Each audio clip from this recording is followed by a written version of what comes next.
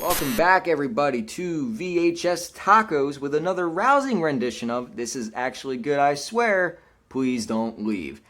Last week, we kicked off Spooktober. This week, we're going to redeem another similar movie about the undead.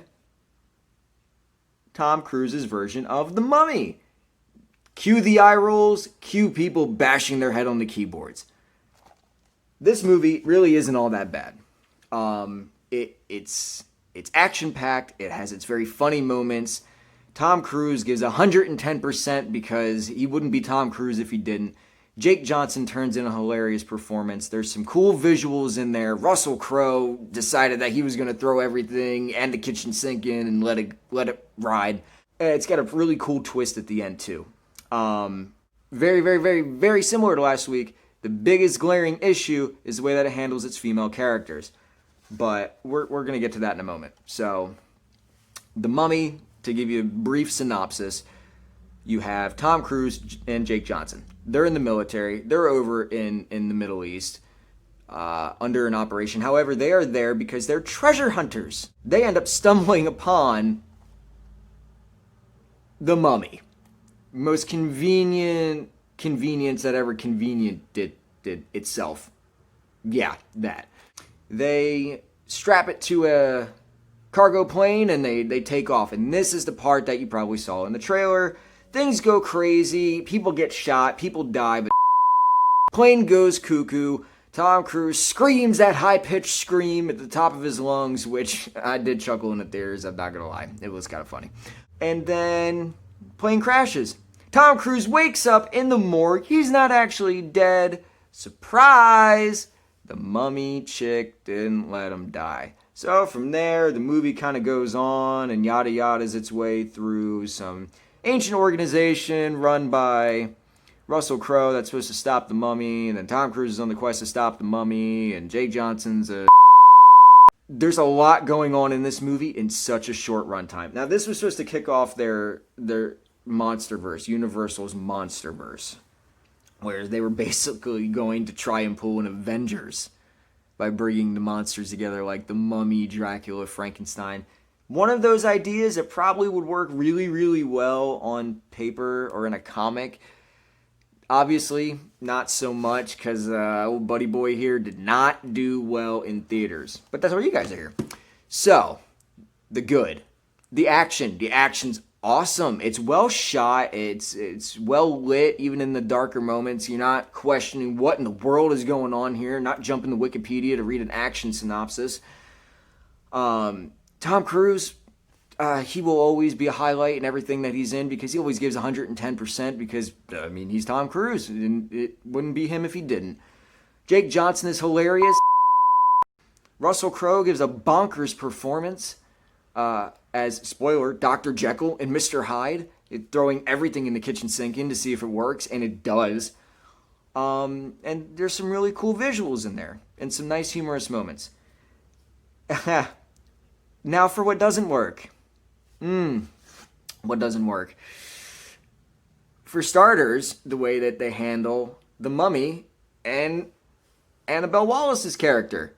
Just like R.I.P.D. last week. The way this movie handles its female characters.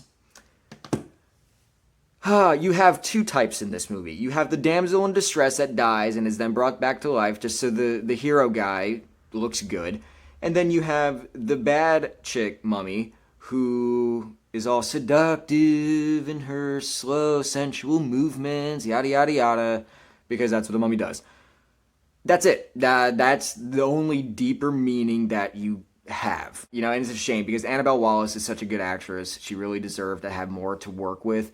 And Sofia Boutella is also a really good actress. They definitely deserved a lot better than that. The other glaring issue, the big glaring issue, even though I praised him, he's part of one of the other big glaring issues. Russell Crowe. As soon as Russell Crowe is introduced, as soon as his shady organization is introduced, the movie loses all of its momentum and comes to a screeching halt. It goes into way too much backstory.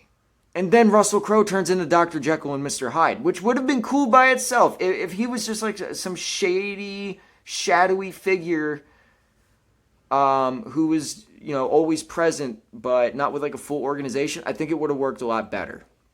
But being almost the primary focus of the whole middle of the movie, it comes to a complete crawl and a dead stop, and it's upsetting because there's a cool action scene in there with Tom Cruise going up against him. There's a very solid action scene. Russell Crowe has some really neat prosthetics going on there. He looks like he's having an absolute blast, and I'm sure he was because it's a blast to watch. But the overall pacing, you feel like you're watching another movie essentially. So it's such a shame.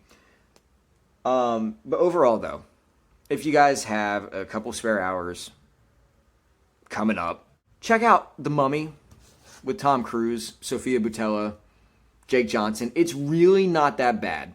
It's got some bad things going on in it. I believe that this is one of those cases where the parts are a lot better than the whole, but it's still not a terrible movie.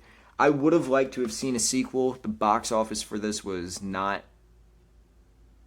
It wasn't, which is a shame, because it's got a pretty nifty ending, pretty nifty cliffhanger to it. It's a shame. I would have liked to have seen more. But maybe next time to learn, don't shove everything in your first movie. Space it out. So, that's your movie recommendation for the weekend. The Mummy. Tom Cruise. That's actually a spoiler in itself. Until next time, guys, this is VHS Tacos. Signing off, and we will see you guys again very shortly. But don't forget, before I go, check us out on Twitter, check us out on YouTube, check us out on Instagram, and we will see you guys next time. Adios.